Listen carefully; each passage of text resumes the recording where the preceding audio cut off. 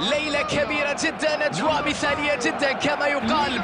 جو كورة اليوم، كل شيء من حولي يشعرني بمشاهدة مباراة ممتعة. بقي على الفريقين أن يقدما أداء ممتعا كبيرا مذهلا في هذه الليلة وفي هذه الأجواء وفي هذا الحضور الجماهيري وفي هذا الحماس. وبطبيعة الحال كل شيء أصبح جاهزا من أجل مباراة ممتعة ومثيرة ومليئة بالدراما الكروية والشغف. يا إلهي، مباراة أخرى داخل هذه المباراة. مشتعلة الأجواء في المدرجات، الجماهير لا تهدأ، الصخب عالي في ملعب رائع، واحد من أجمل الملاعب العالمية على الإطلاق. والآن تبدأ المواجهة.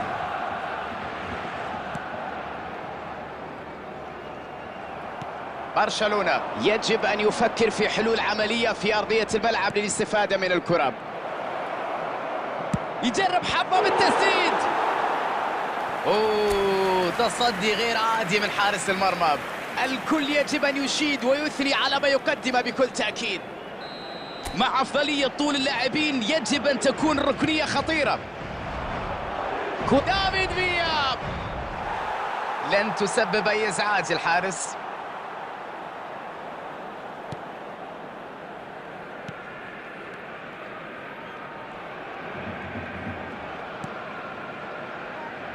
سرعة في استعادة الكرة، يحاول تمريرها من بين المدافعين.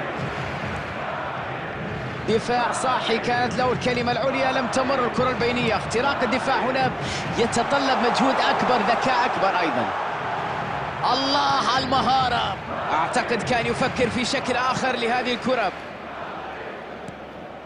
دافيد فيا، تسديدة من بعيد. بوم! الله يا ولد، صاروخ عابر للقارات. بالفعل هدف جميل هذا اليوم، هدف ولا أروع.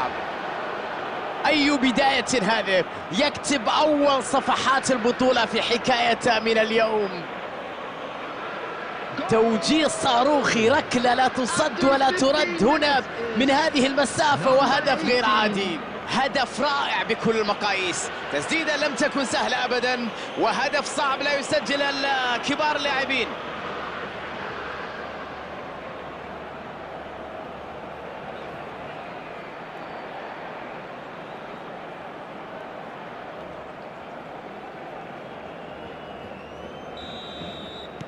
مدريد له الأسبقية في التسجيل. لكل من انضم إلينا الآن هدف وحيد هو الذي يصنع الفارق حتى الآن، هدف مقابل لا شيء الآن. ضغط كبير يساعد في استعادة الكرة، يمر ويلعب كرة بينية، يلعبها إلى الحارس. فيرمين عمل بريسنج ونجح في استعادة الكرة. محمد صلاح، كرة إلى الأمام.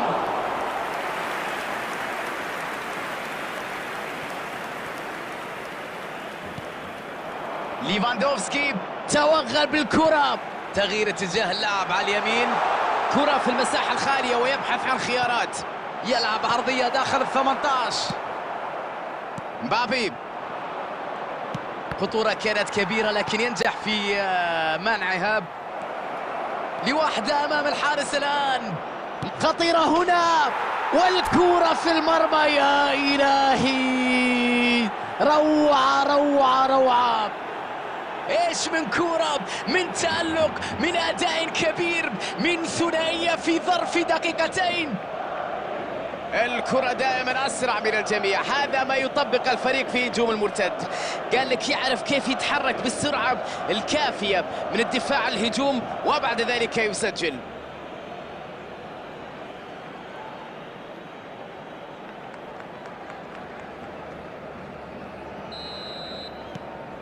النتيجة 2-0. المباراة أصبحت أسهل بعد تسجيل هدفين. بالتأكيد أنه سيحاولون فرض المزيد من السيطرة، من القوة في هذه المباراة، وأيضا البحث عن مزيد من الأهداف. كرة خرجت إلى رمية جانبية.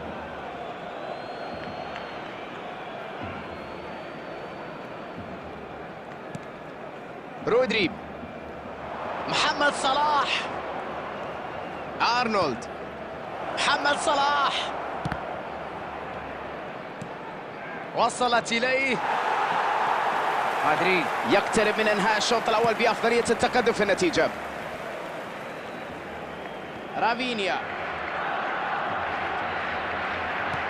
محمد صلاح يستعيد الكرة بعد ضغط هائل. دي يونغ تدخل في الوقت المناسب لإيقاف الهجمة وتحدى انطلاقة هجومية كانت واعدة. دي يونغ يحاول فك شفرة دفاع الفريق الخصم. تدخل بدني قوي لاستعادة الكرة. مبابي، فرصة الآن مع المرتدة. بهذه الوضعية الآن مع انطلاقة صافرة الحكم نهاية الشوط الأول. كل ما نشاهد الآن في شوط واحد، يا إلهي على هذا الأداء، على هذا التألق، على هذه السيطرة، على الهدفين ربما أكثر في شوط المباراة الثاني. مدريد يتحكم في المباراة بتقدم 2-0 في الشوط الأول.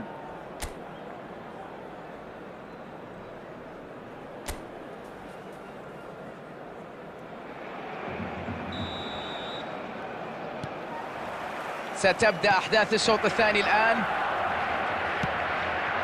والبينية تبحث عن المنطلق. مساحة كبيرة، دافيد فيا لا تشكل أي خطورة على المرمى. كان في مكان خطير جدا أمام المرمى، الكل ينتظر الهدف من هذه المسافة لكنه ضيعها بطريقة غريبة جدا.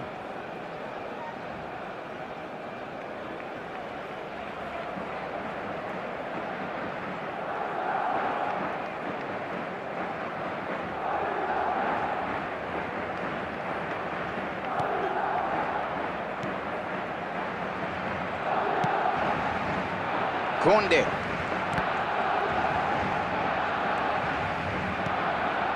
بيدري، فيرمين يستعيدها. رودري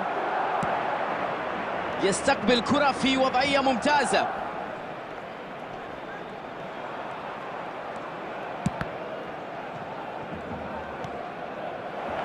كيليان مبابي، لعبة خطيرة، يا سلام، كرة جميلة جدا في المرمى.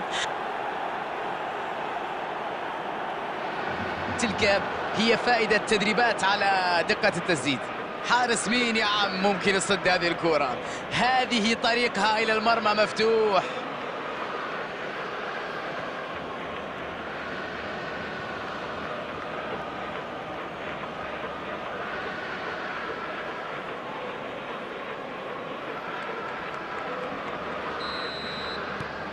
النتيجة 3 أهداف نظيفة الآن.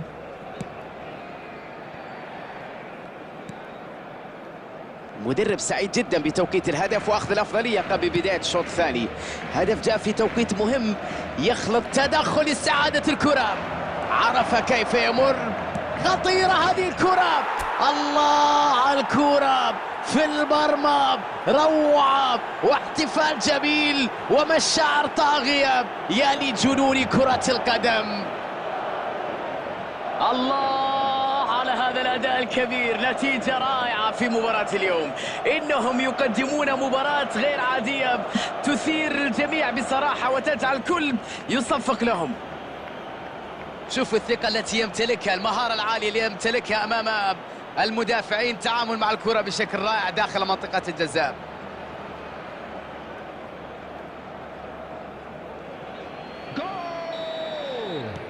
والآن حان وقت التوقف الأول مع إجراء تغيير، والآن مع هذا التغيير واضح أن النية ما زالت هجومية.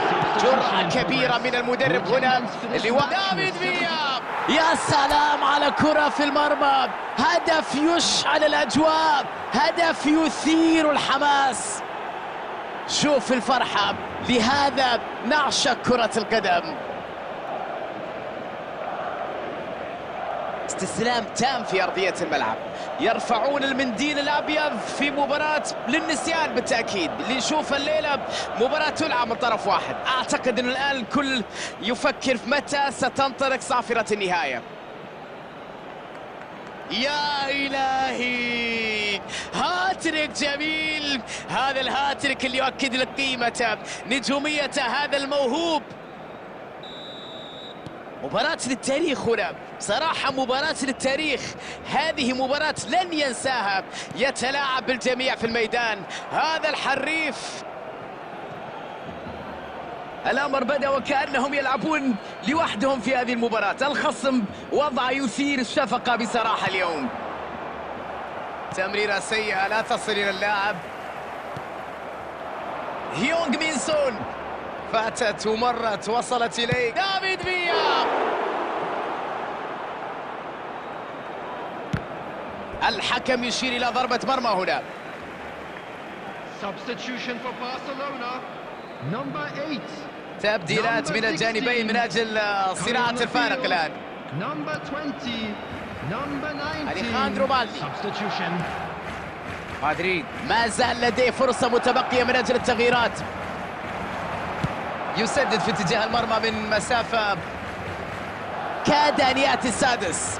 هيونغ مين سون لم يكن موفقا هنا، ربما عليه تجربة حلول أخرى للوصول للمرمى في المرات المقبلة. Substitutions taking place. الركنية الثانية في المباراة مقابل ولا ركنية في الجهة الأخرى. يلا جول. لامين يامال يحاول إبعاد الكرة.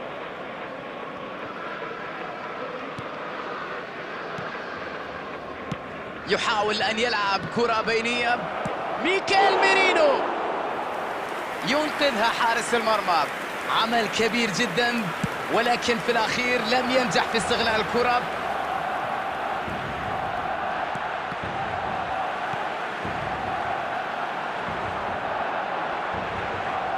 عدى وتوغل هنا، والآن فرصة ليفاندوفسكي.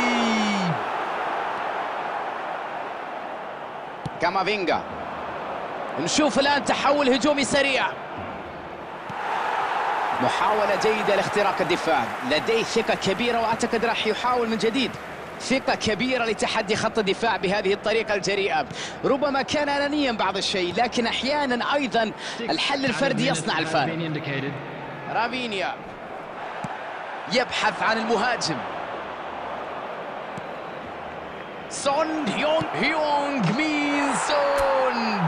الله على ضربة في المرمى. مستحيل هذا السيناريو، مستحيل هذه الإثارة. من يوقف ماكينة التسجيل؟ هل يرحمون الخصم بعد هذه الأهداف أم هناك المزيد؟ فرق شاسع في المستوى على أرضية الميدان. ما يحدث هنا خروج بصراحة عن المألوف. سيطرة مطلقة على الملعب وتحكم تام في مجريات اللعب، والنتيجة هي اللي تتحدث.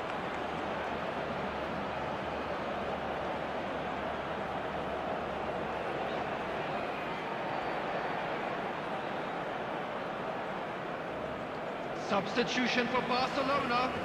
Number 11. برشلونة يحاول إيجاد حل، تغيير على أمل تحسين وضعيته في المباراة. تغيير تكتيكي رائع هنا بدخول لاعب جيد في التمريرات. راح نشوف فكر المدرب كيف يطبق الآن في الملعب. بينية جميلة، هل يمكن أن يستغل الفرصة أن يسجل؟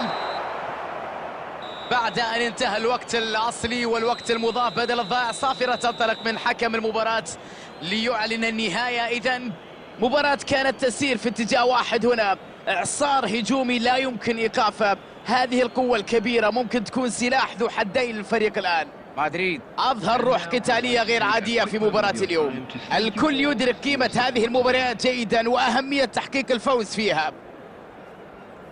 تلك هي نهاية البث اليوم، كان بصحبتكم فادي العتيبي، وإلى اللقاء.